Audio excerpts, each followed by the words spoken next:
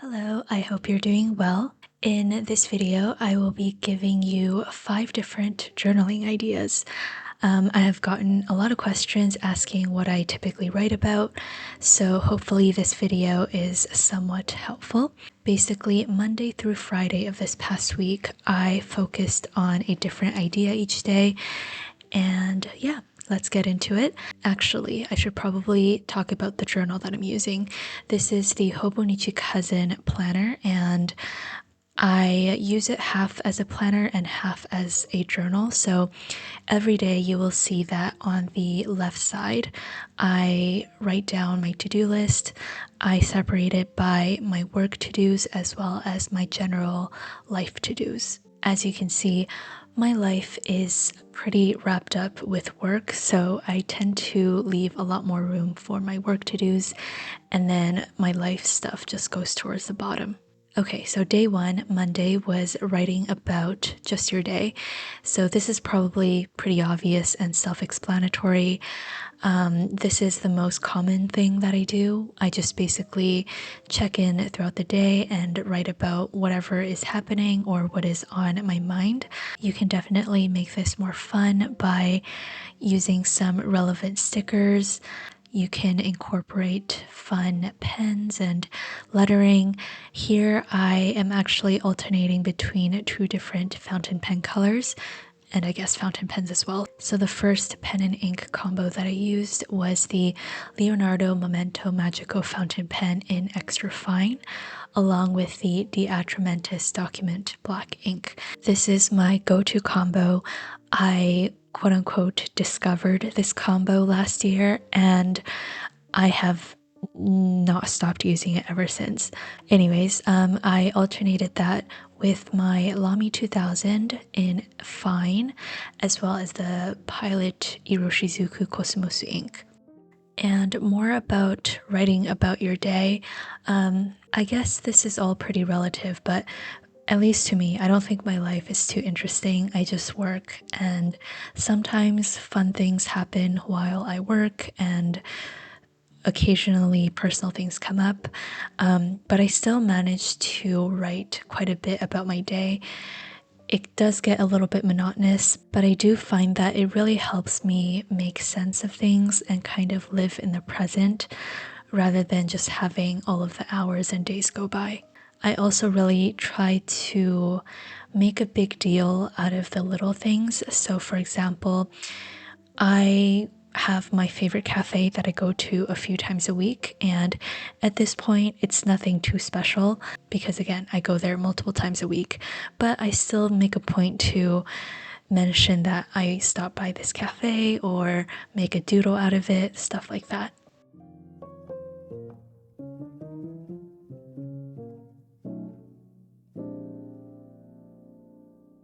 For Tuesday, or day number 2, I wrote about the book that I was reading. So I often write down notes or quotations that I like, random thoughts, and any memories that I think of when I read something from a book. I do have a separate reading journal, which I have shown on this channel before. For that journal, I tend to write a lot more of my refined thoughts. They're definitely not like refined essays or anything like that, but in my book journal, I just tend to be a little bit more selective about what I put in it, whereas in my daily journal, any little thing that I think of, I will write it down. And of course, because I love stationery and making things cute, I do like to have fun with it. So here I took the Breaking News washi tape from my shop. This is a slightly thicker 2 centimeter wide roll. So I ripped it down to size, and then I also ripped it horizontally and used it as a frame on the top and bottom.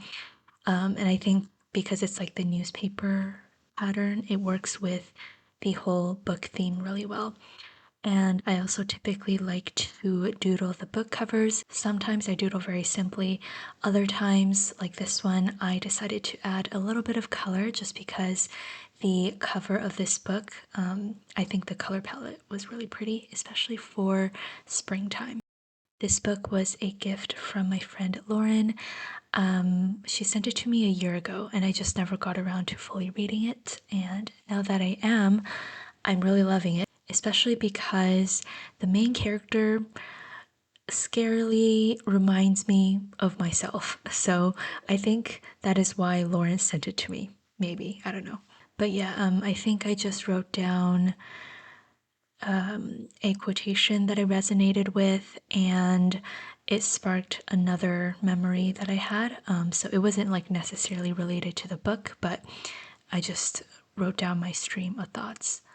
I don't know if anybody else can relate to this, but I used to be pretty self-conscious about the physical act of writing down my thoughts and analysis from reading a book or article or anything like that, just because I keep thinking, like, what if it's not wise enough? What if it's a stupid thought?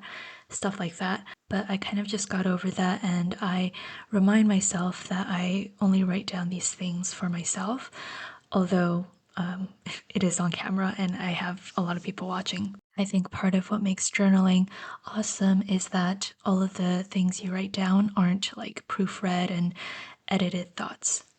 Also, some of these clips you'll notice are very dark and the lighting's a little bit off. That's just because I write in my journal throughout the day, and naturally, when it's nighttime, I don't have the best lighting. Also, the fact that I typically read in the evenings, so here I was writing down my thoughts after reading.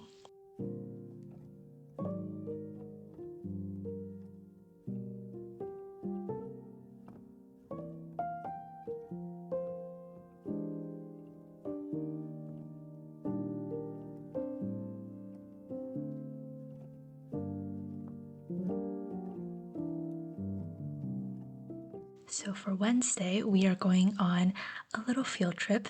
Something that I like to do often is go to cafes and just doodle the people around me.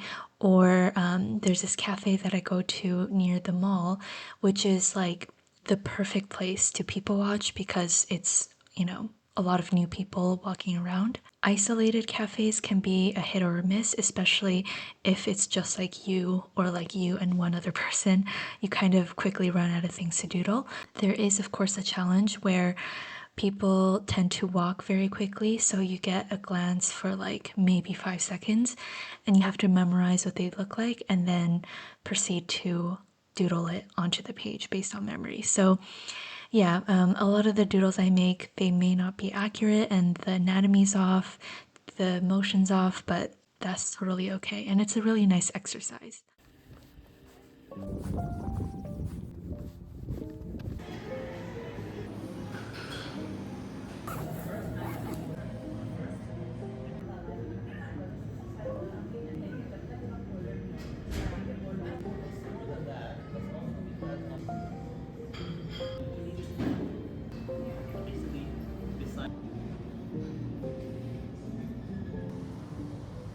And then when I get home, I might do a little bit of refining. And something that I also like to do is make up little stories in my head about the people that I draw. So yeah, sometimes I will add little captions as well.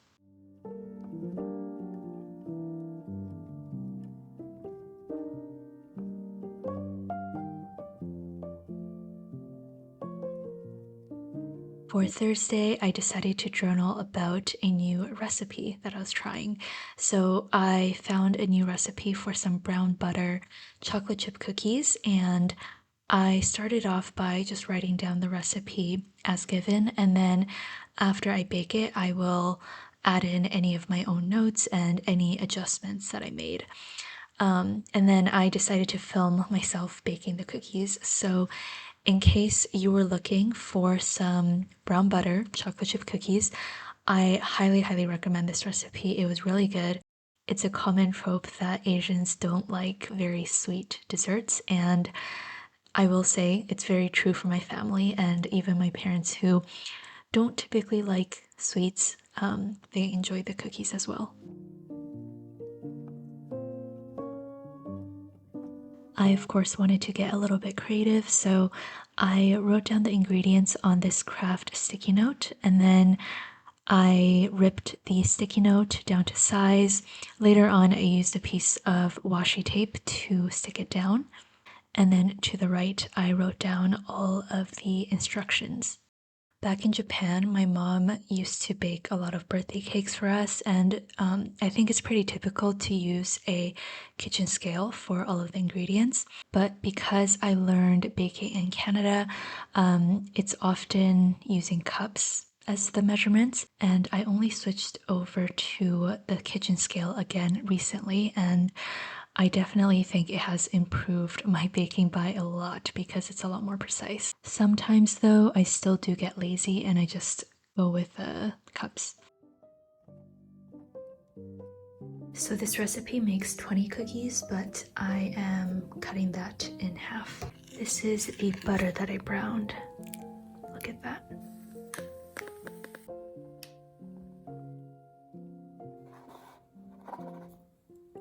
For the chocolate, I'm going to use a mix of some semi-sweet chocolate chips and also some of this 95% dark chocolate.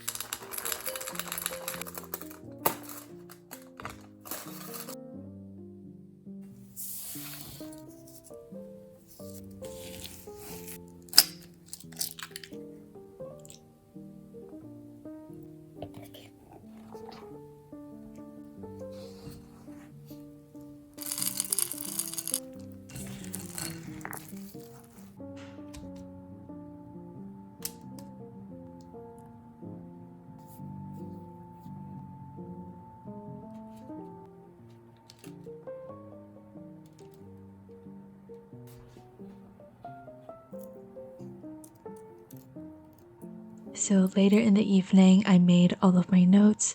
I think I just said that I used 1/3 dark chocolate and then 2/3 semi-sweet. Also, I was too lazy to weigh the dough and divide it into 10 cookies. So I just guesstimated that each ball should be 40 grams, but that ended up making 15 cookies. So it was a little bit too small. So yeah, for next time, I think it should be around 60 grams. Finally, we are on Friday. For Friday, I decided to focus on taking notes and learning new things. This kind of overlaps with reading because you can definitely, obviously, learn a lot of things from reading. It can be from a book, online articles, magazines, research papers, and even podcasts, documentaries as well. For this particular day, I decided to take notes from a podcast I was listening to.